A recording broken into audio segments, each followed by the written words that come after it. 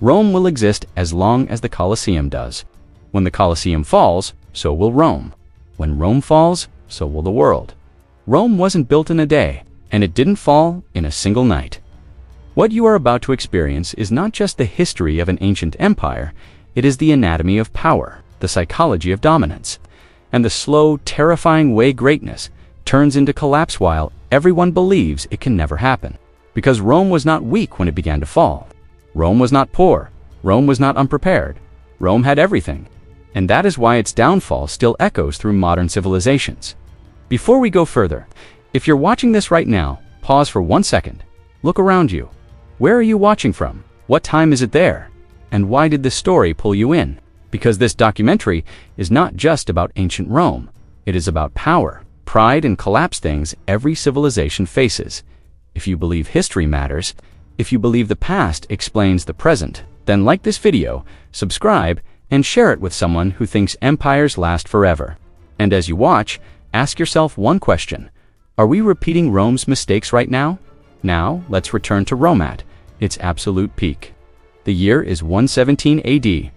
Rome stands at the absolute height of its power. You can feel it the moment you enter the city.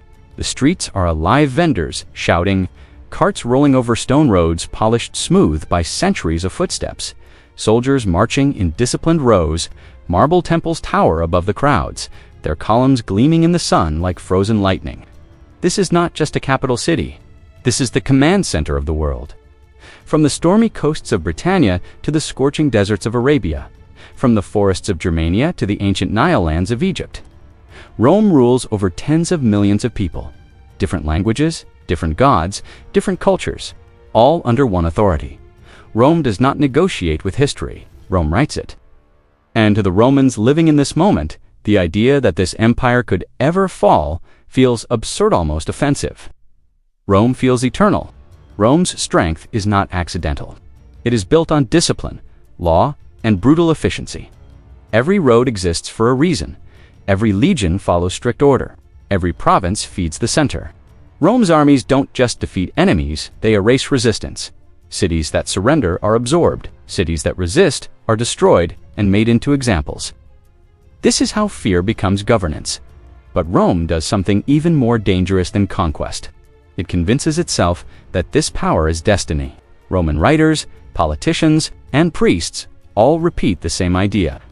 The gods favor Rome. History favors Rome. The world is meant to be ruled by Rome. Once a civilization believes this, it stops questioning itself. And that is where decay begins. At the center of Rome stands the Colosseum, an engineering marvel, a symbol of dominance, and a warning disguised as entertainment. 80,000 people fill its seats. The roar of the crowd is deafening. Below, men fight to the death not for glory, but for survival.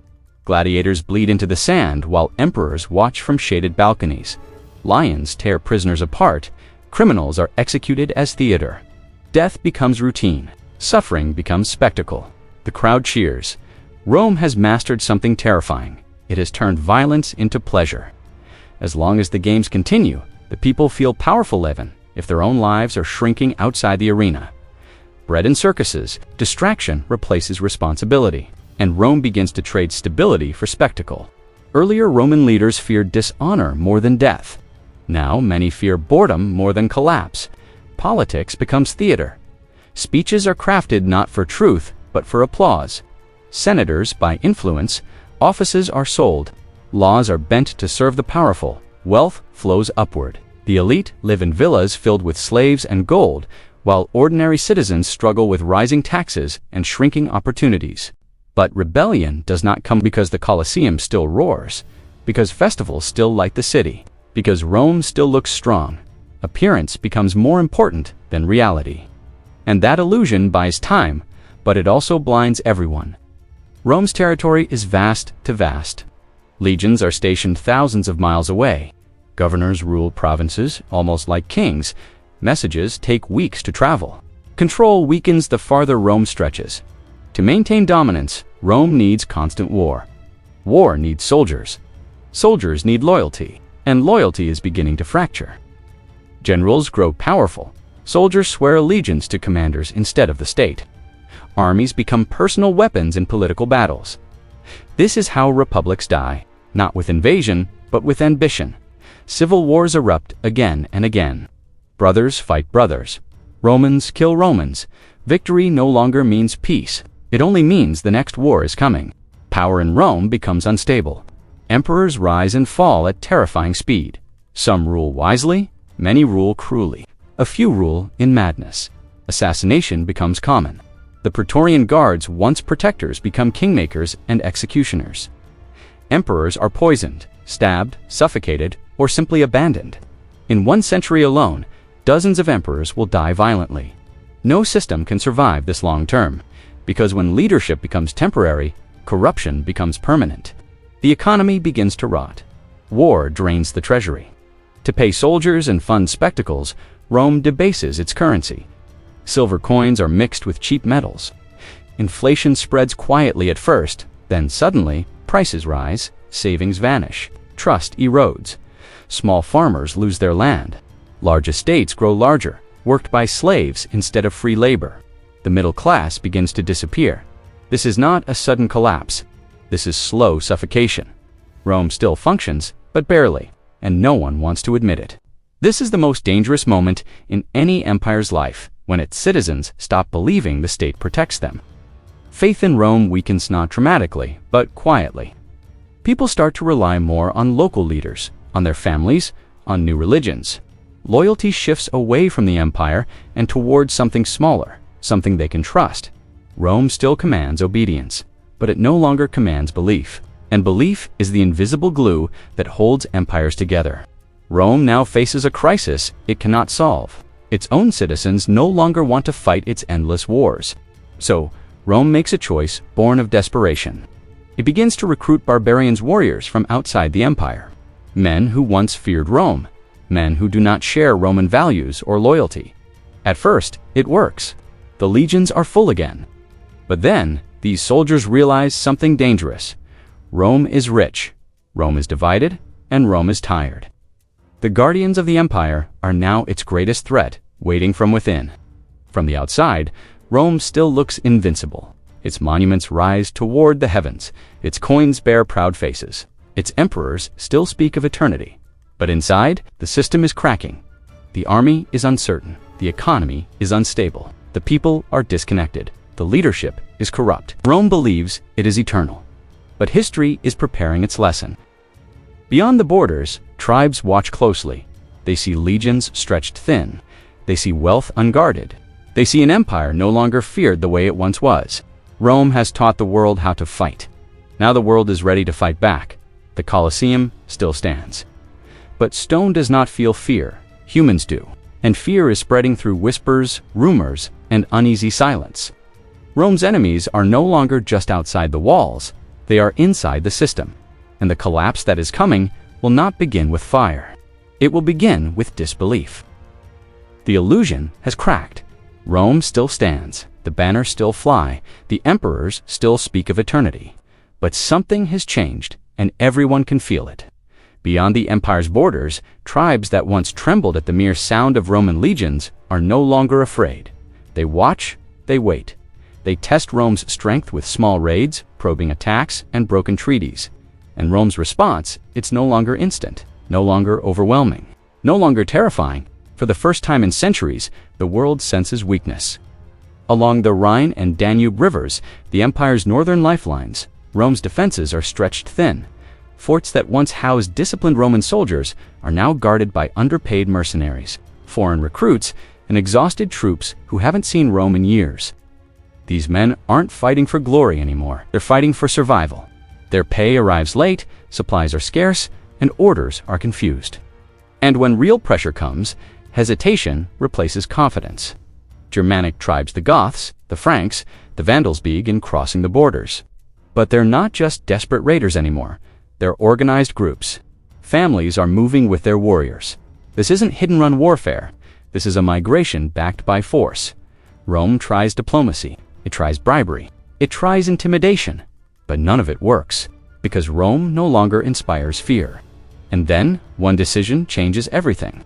In the late 4th century, the Visigoths, fleeing a far greater terror, the Huns beg Rome for asylum. They are starving and desperate. Thousands of men, women, and children gather at Rome's borders, pleading for safety. Rome agrees to let them in. This should have been a manageable situation, but corruption poisons the entire process. Roman officials exploit the refugees, selling them food at insane prices. Starving Gothic families are forced to trade their own children for scraps of bread. The humiliation slowly curdles into pure rage. And just like that, Rome loses control. The Visigoths rebel. For the first time in centuries, a foreign army is moving freely inside Roman territory, and they are angry, armed, and completely united. The year is 378 AD. Near the city of Adrianople, a massive Roman army marches out to confront the Visigoths. Rome expects an easy victory. Rome is disastrously wrong. The Roman forces are outmaneuvered, surrounded, and utterly crushed. Emperor Valens himself is killed on the battlefield, burned alive in a farmhouse, his body never recovered. This is not just a defeat, this is psychological devastation. An emperor God's chosen representative on earth is dead, and Rome is no longer invincible. The news spreads like wildfire. Across the empire, people begin to whisper the unthinkable. Rome can be beaten. After the shock of Adrianople, Rome makes another desperate choice. It begins to rely even more heavily on barbarian soldiers. Entire units are composed of Goths, Franks, and others once considered enemies. Some of these men rise to command entire Roman armies. Some even govern Roman cities.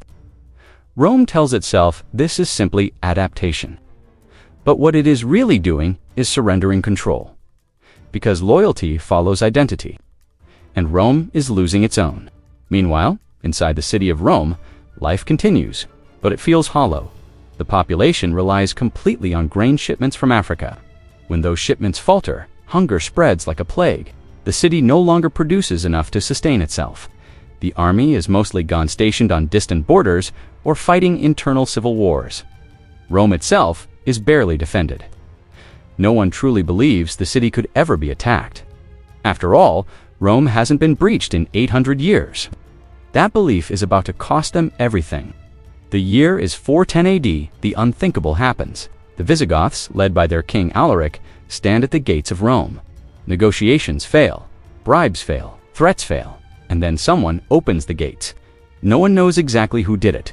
Was it a slave, a traitor, a desperate soul hoping for mercy? We'll never know. But the gates swing open. For 3 days, Rome is looted.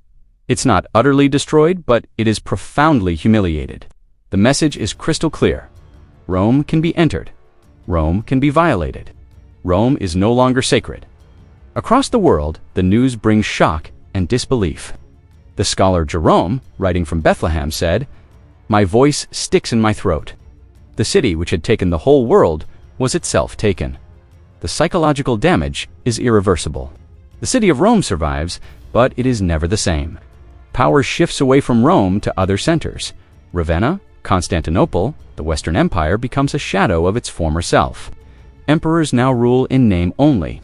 Real power lies with barbarian generals, local warlords, and foreign kings who now control what were once Roman lands. Rome still exists, but Rome no longer rules.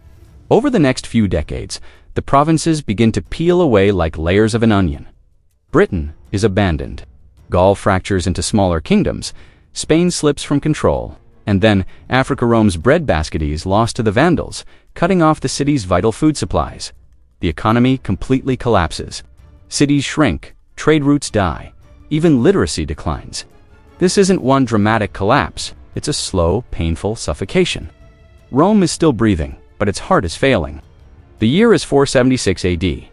A teenage boy named Romulus Augustulus sits on the throne of the Western Roman Empire. He isn't a leader, he is a symbol, a pawn. A Germanic commander named audacious simply deposes him without a major battle. The imperial insignia, the symbols of power, are packed up and sent to the emperor in Constantinople. There's no dramatic fall, no final heroic stand, no grand speech, just silence. The Western Roman Empire is gone. And most people barely even notice. Rome did not fall with a clap of thunder. It faded quietly into irrelevance. So what did Rome never see coming? Rome feared invasion, yes, But invasion was only the final act in a much longer play. The real collapse came from within. It came from corruption, from staggering inequality, from a loss of belief in what Rome stood for. It came from overextension, a crippling dependence on outsiders, and a system of leadership without any accountability. Rome did not fall simply because it was attacked. Rome fell because it forgot why it existed in the first place. Centuries pass, empires rise and fall. But the Colosseum remains, cracked, weathered, and silent. A reminder that stone can outlast power, but it cannot outlast meaning. Rome believed it would rule forever. Every empire does, and every empire that believes this inevitably writes its own ending. Rome did not fall in a single moment. It bled slowly, painfully, and publicly. By the early 5th century, the Eternal City was still standing, but it was no longer feared. Its marble temples cast long shadows over empty forums. Its senators wore silk, but their power was gone. And beyond Rome's weakened borders, something was moving, waiting. The enemy was no longer at the gates. The enemy was inside. For centuries, Roman citizens believed one thing without question: Rome cannot fall. It had survived Hannibal, it had crushed Carthage, it had conquered the known world. So, when warnings came, when generals spoke of unpaid soldiers, of barbarian alliances breaking, of borders collapsing, Rome laughed. Why worry? The empire was rich. The city was glorious. The walls were strong. But strength is not stone. Strength is discipline, and Rome had lost it. The Roman army, the machine that once terrified continents, was now filled with mercenaries. Men who fought for gold, not loyalty. Men who spoke different languages, followed different gods, and felt no love for the eagle standard. Rome no longer trusted its own people to fight. That should have been the first warning. His name was Alaric, a Gothic warrior, a former Roman ally, a man who had fought for the empire and been betrayed by it. Rome promised him land. Rome promised him gold. Rome promised him respect. Rome broke every promise. So Alaric did something unthinkable. He turned his army toward Rome itself. In 408 AD, his forces surrounded the city, not attacking, not rushing, waiting. Rome panicked. Inside the walls, senators argued, priests prayed. The wealthy hoarded food, while the poor starved. Grain shipments stopped. Prices exploded. Bodies began to appear in the streets. Still, Rome refused to believe the truth. This was not a siege. This was a message. Pay us, or starve. And Rome paid. Gold, silver, silk. Thousands of pounds of treasure handed over like ransom. Alaric withdrew. Rome celebrated. They believed the danger had passed. It hadn't. 2 years later, Alaric returned. This time, there were no negotiations.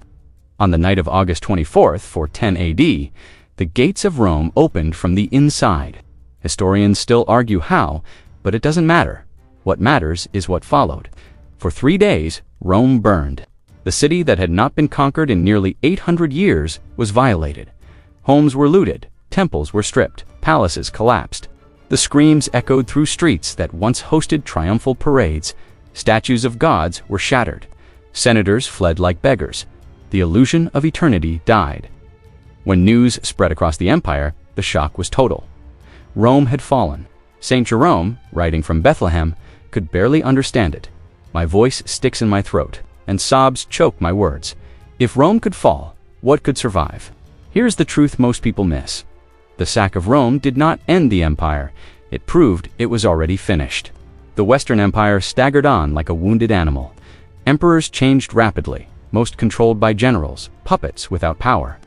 The real authority had shifted, not to Rome, not to emperors, but to warlords. And among them rose one final symbol of collapse. His name alone tells the tragedy. Romulus, the legendary founder of Rome.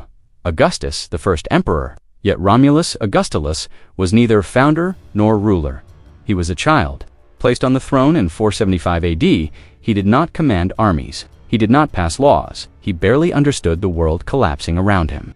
The real power lay with Audacious, a Germanic general commanding Roman troops. And in 476 AD, Audacious made history without even trying. He marched into Ravenna, removed the boy emperor, and sent the imperial crown back to Constantinople. No executions, no dramatic speeches, no resistance, just silence. The Western Roman Empire was over, and almost no one tried to stop it. Why did Rome really fall? It did not fall because of barbarians. Barbarians finished what Rome began. The real enemies were invisible: corruption that hollowed out leadership, inequality that broke unity, political paralysis, economic collapse, overextension without control, an elite disconnected from reality. Rome spent more time entertaining its people than educating them, more time protecting privilege than preserving stability, more time fighting itself than preparing for threats. The empire rotted from the inside long before outsiders struck. By the time the walls fell, Rome was already empty. When Rome collapsed, Europe fractured, roads decayed, cities shrank, trade collapsed, knowledge vanished, literacy dropped, central authority disappeared, and local warlords ruled. What followed was not immediate darkness, but uncertainty.